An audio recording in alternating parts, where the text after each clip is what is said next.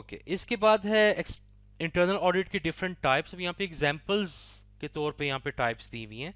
Operational audit, इसमें वो check करेंगे कि इनपुट हम कैसे ले रहे हैं, प्रोसेस कैसे हम चला रहे हैं, प्रोडक्शन प्रोसेस फॉर एग्जांपल, और आउटपुट जो प्रोड्यूस हो रहा है उसको कैसे डिलीवर कर रहे हैं कस्टमर को, या कैसे उसको मेंटेन कर रहे हैं, और उसको किस क्राइटेरिया के अगेंस्ट वो चेक करेगा। लेट्स सपोज 3E मॉडल कि एफिशिएंट होना चाहिए, इफेक्टिव होना चाहिए एंड इकोनॉमिकल होना चाहिए। सिस्टम ऑडिट्स ये लोग कंडक्ट करते हैं कि जो ऑर्गेनाइजेशन में इंटरनल कंट्रोल सिस्टम है उनको टेस्ट करते हैं। फॉर एग्जांपल दो किस्म की टेस्टिंग होती है, एक होती है कंप्लायंस टेस्टिंग।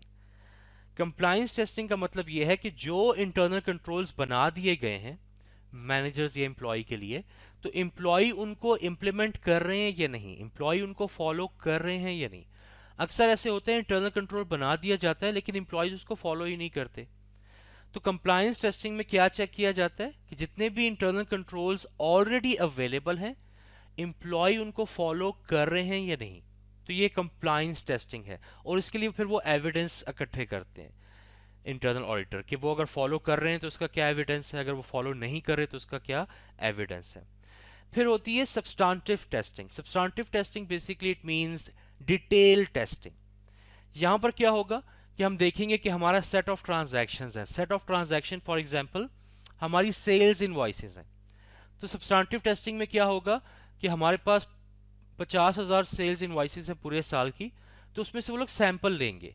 50,000 में से फॉर एग्जांपल 2,000 इनवॉइसेस लेंगे, रैंडमली सेलेक्ट करेंगे, और उन 2,000 इनवॉइसेस को फिर वो डिटेल में चेक करेंगे कि सारी की सारी इनवॉइसेस जो हैं वो ठीक से रिकॉर्ड हुई हैं कि नहीं, उनकी डबल एंट्रीज हुई हैं या नहीं, उनको टी अकाउंट से जनरल लेजर में या बुक्स ऑफ प्राइम एंट्री में रिकॉर्ड किया गया है कि नहीं। तो उन सारों की सब्सटेंटिव या डिटेल टेस्टिंग होती है। तो दो किस्म के टेस्ट होते हैं। पहले टेस्ट में इंटरनल कंट्रोल को इवेल्युएट किया जाता है कि उसको लोग फॉलो कर रहे हैं या नहीं। सेकंड, कि जो इंटरनल कंट्रोल है वो इतना स्ट्रांग है कि एरर्स वगैरह को प्रिवेंट या डिटेक्ट कर सके। ये होती है कंप्लायंस टेस्टिंग। दूसरी होती है डिटेल टेस्टिंग कि जितनी भी ट्रांजैक्शंस हम परफॉर्म कर रहे हैं उनको वन बाय वन हम इवेल्युएट करते हैं। अब ये सब्सटेंटिव टेस्टिंग जो है इसकी एक और किस्म का ऑडिट होता है जिसको हम कहते हैं ट्रांजैक्शन ऑडिट। अब ट्रांजैक्शन ऑडिट बेसिकली क्या होता है कि आप इसमें सारी की सारी ट्रांजैक्शंस को वेरीफाई करते हैं, सारी की सारी ट्रांजैक्शंस जो हम परफॉर्म कर रहे हैं उनको इवेल्युएट करते हैं। ये भी एक सब्सटेंटिव टेस्टिंग की एग्जांपल है। पर्पस क्या होता है कि जितनी भी ट्रांजैक्शंस हैं उनमें कोई एरर या फ्रॉड अगर है तो उसको डिटेक्ट किया जा सके। तो ये है सब्सटेंटिव टेस्टिंग। इसके बाद अकाउंटेबिलिटी किसको रिपोर्ट करते हैं, ये डायरेक्टर्स को भी, क्योंकि कंपनी के एम्प्लॉयज हैं तो ये डायरेक्टर्स को भी रिपोर्ट कर सकते हैं और ऑडिट कमेटी को भी रिपोर्ट करते हैं, depend upon the size of the organisation. यहां तक क्लियर है इंटरनल ऑडिट? ओके, इसके बाद नेक्स्ट है एक्सटर्नल ऑडिट। एक्सटर्नल ऑडिटर का क्या काम है? To evaluate the subject matter. External audit में सब्जेक्ट मैटर क्या होता है? सब्जेक्ट मैटर हमेशा फाइनेंशियल स्टेटमेंट्स ही होती हैं। और ये कौन होते हैं? कभी भी कंपनी के एम्प्लॉय नहीं होते, ये कंपनी के एक्सटर्नल इन्वायरमेंट में से आते हैं, ये आउटसाइडर्स होते हैं and they should be independent. उनका कोई अपना इंटरेस्ट नहीं होना चाहिए ऑर्गेनाइजेशन में, उनको इंडिपेंडेंट होना चाहिए, वो किसी के इन्फ्लुएंस में आके ऑडिट ना कंडक्ट करें। सो इंडिपेंडेंट उनको होना चाहिए और सिर्फ उन्होंने फाइनेंशियल स्टेटमेंट्स को इवेल्युएट करना होता है। क्यों करना होता है इवेल्युएट? क्योंकि शेयर होल्डर ने उनको कहा होता है। और जब वो इवेल्युएट कर लेते हैं फाइनेंशियल स्टेटमेंट्स को, फिर उन्होंने रिपोर्ट बैक करना होता है शेयर होल्डर्स को कि ये फाइनेंशियल स्टेटमेंट्स जो डायरेक्टर ने बनाई हैं ये ठीक है या गलत।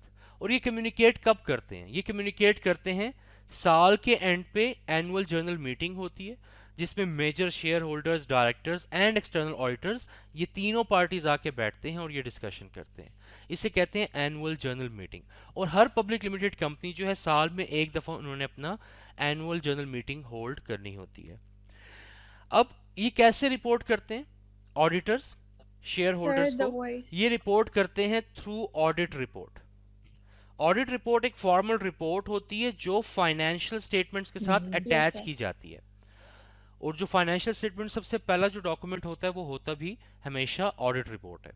ऑडिट रिपोर्ट में क्या बताया जाता है कि एक्सटर्नल ऑडिटर उसमें ब्रीफली अपनी कहानी एक्सप्लेन करता है कि मैंने ऑडिट कंडक्ट किया, इस टाइम से इस टाइम तक किया, और मेरा जो सब्जेक्ट मैटर था वो फाइनेंशियल स्टेटमेंट या उससे रिलेटेड जितना भी अकाउंटिंग साइकिल है उसको इवेल्युएट करना था। मेरी जॉब जो है वो है रीजनेबल अश्योरेंस देना।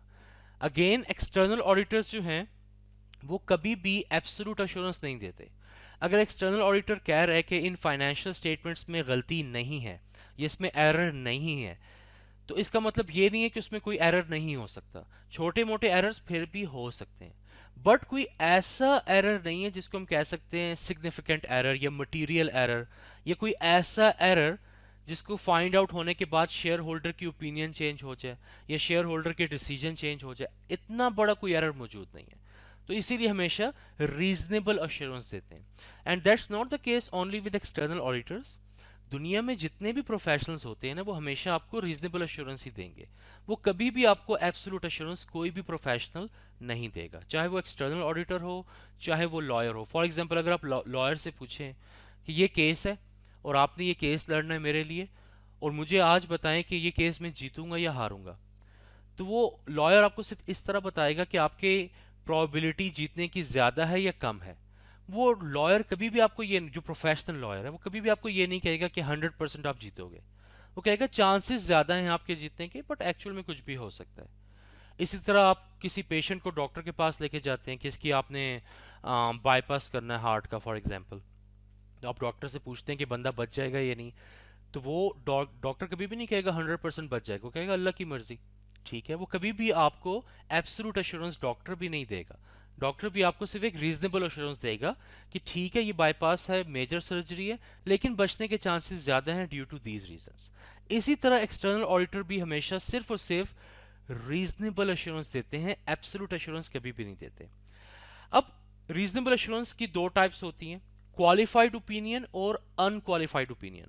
अब ये थोड़ा सा ना वर्डिंग इसकी थोड़ी डिफरेंट है। क्वालिफाइड ओपिनियन बच्चे ये समझते हैं कि ये अच्छी ओपिनियन होती है, but qualified opinion actually is a bad opinion.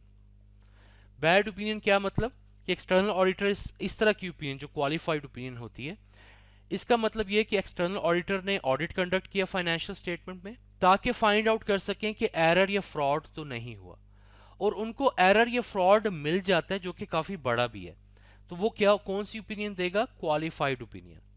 Unqualified opinion क्या है? It's a good opinion, it's a positive opinion कि हमने एक्सटर्नल ऑडिट को कंडक्ट किया ऑर्गेनाइजेशन की फाइनेंशियल स्टेटमेंट में ताकि हम देखें कि कोई एरर या मटेरियल मिसस्टेटमेंट तो नहीं है, और हमें कुछ भी नहीं मिला।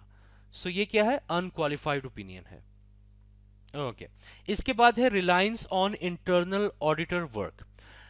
अब ये काफ़ी स्पेशलाइज्ड टॉपिक है, इसको फिर हम फर्दर एक्सप्लोर करेंगे F8 में जाके, बट यहाँ पर एक थोड़ी सी डिस्कशन उन्होंने की हुई है बुक में कि हमारे पास इंटरनल ऑडिटर भी होता है और साल के एंड पे एक्सटर्नल ऑडिटर भी आता है। अब अगर ऑलरेडी हमारे पास इंटरनल ऑडिट डिपार्टमेंट मौजूद है, तो एक्सटर्नल ऑडिटर जो बाहर से आ रहा है और उसने फाइनेंशियल स्टेटमेंट्स चेक करनी है, तो ऑब्वियसली इंटरनल ऑडिटर ने थ्रू आउट द ईयर भी फाइनेंशियल स्टेटमेंट्स को जी इवेल्युएट सर। किया होगा, ट्रांजैक्शंस के ऑडिट भी किए होंगे। तो जो यस बाहर यस से यस। साल के एंड पे एक्सटर्नल ऑडिटर आ रहा है, वो इंटरनल ऑडिटर के काम पे यकीन कर सकता है या नहीं? अब रिलायंस क्यों जरूरी है? रिलायंस इसलिए जरूरी है कि एक्सटर्नल ऑडिटर अगर इंटरनल ऑडिटर के काम पे रिलाई करता है, तो वो काम उसको पता है कि इंटरनल ऑडिटर ने ऑलरेडी किए हुए हैं, तो जो काम इंटरनल ऑडिटर ने ऑलरेडी पूरे साल में किए हुए हैं आवाज वो प्लीज। अगेन से एक्सटर्नल ऑडिटर को करने की जरूरत नहीं है। फॉर एग्जांपल इन्वेंट्री काउंट, अगर इंटरनल ऑडिटर ने साल के एंड पे इन्वेंट्री ऑलरेडी काउंट कर दी है और सारे डॉक्यूमेंट्स और एविडेंस भी प्रोड्यूस कर दिए हैं, तो एक्सटर्नल ऑडिटर दोबारा से आके 2 हफ्ते क्यों ज़ाया करे उस पर? वो इंटरनल ऑडिटर का काम ले, उसी पे रिलाई करे और उस पर अपनी ओपिनियन एक्सप्रेस करे। जी जी सर। सर। अब ये जो है ना काफ़ी कंट्रोवर्शियल सा टॉपिक है कि उसको रिलाई करना चाहिए या नहीं, बट ये टोटली जो उसका कंक्लूजन है वो ये है कि एक्सटर्नल ऑडिटर की चॉइस पे डिपेंड करता है, ये सब्जेक्टिव होता है। एक्सटर्नल ऑडिटर को अगर लगता है कि इंटरनल ऑडिट डिपार्टमेंट जो है ऑर्गेनाइजेशन में काफ़ी स्ट्रांग है और इंडिपेंडेंट है और वो अच्छा काम कर रहे हैं, तो वो ज़्यादा रिलाई करेगा उनके काम पे। लेकिन अगर उसको लग रहा है कि इंटरनल ऑडिट डिपार्टमेंट जो है वो बस डायरेक्टर्स को ही खुश कर रहे हैं अच्छी अच्छी रिपोर्ट्स दे के और वो सही से काम नहीं कर रहे, तो वो फिर जो काम भी उन्होंने इंटरनल ऑडिट ने किया होता है एक्सटर्नल ऑडिटर्स पे कभी भी रिलाई नहीं करता। तो ये सब्जेक्टिव चीज़ है, तो डिपेंड करता है। From situation to situation. तो अगर एक्सटर्नल ऑडिटर ने डिसाइड करना है कि मुझे इंटरनल ऑडिटर के काम पे रिलाई करना है, तो वो देखेगा ऑर्गेनाइजेशनल स्टेटस कि इंटरनल ऑडिट को कितना सीरियस लिया जाता है ऑर्गेनाइजेशन में, वो वाकई में इंडिपेंडेंट हैं या नहीं। Second, scope of internal audit functions. Internal auditor जो है वो through out the year financial statement से रिलेटेड कोई काम कर रहा है या नहीं। अगर वो कर रहा है तो उस पर शायद रिलाई कर ले वो। टेक्निकल कॉम्पिटेंस, ठीक है वो ट्रांजैक्शन ऑडिट कर रहा है इंटरनल ऑडिटर, वो ट्रांजैक्शंस को भी इवैल्यूएट कर रहा है, वो फाइनेंशियल स्टेटमेंट्स को भी इवैल्यूएट कर रहा है, बट क्या वो इतना कॉम्पिटेंट है कि वो जो इंफॉर्मेशन प्रोड्यूस कर रहा है उस पर रिलाई किया जा सकता है। And due professional care, ultimately ये एक्सटर्नल ऑडिटर की जॉब रोल होती है कि उसने डिसाइड करना होता है कि हम इसके इंटरनल ऑडिटर के वर्क पे रिलाई करेंगे या नहीं। और अगर आप रिलाई कर भी रहे हैं तो एक्सटर्नल ऑडिटर ने ब्लाइंडली रिलाई नहीं करना कि जो काम उसने किया बस उठा के कॉपी पेस्ट कर ले, नहीं। जो काम पे वो रिलाई करना चाह रहा है उसको वो कलेक्ट करे, उस थोड़ा सा तो उसको ज़रूर रिव्यू करे। अगर उसने 10,000 ट्रांजैक्शंस को इंटरनल ऑडिटर ने इवेल्युएट किया हुआ है, तो एक्सटर्नल ऑडिटर एटलीस्ट एक सैंपल ले 50 ट्रांजैक्शंस का और देखे कि ये 50 ट्रांजैक्शंस ठीक है या नहीं। अगर 50 की 50 ट्रांजैक्शन ठीक है तो मतलब बाकी की ट्रांजैक्शंस भी ठीक ही होंगी। तो प्रोफेशनल केयर को भी यहाँ पे मेंटेन करना होता है एक्सटर्नल ऑडिटर ने। यहाँ तक क्लियर है?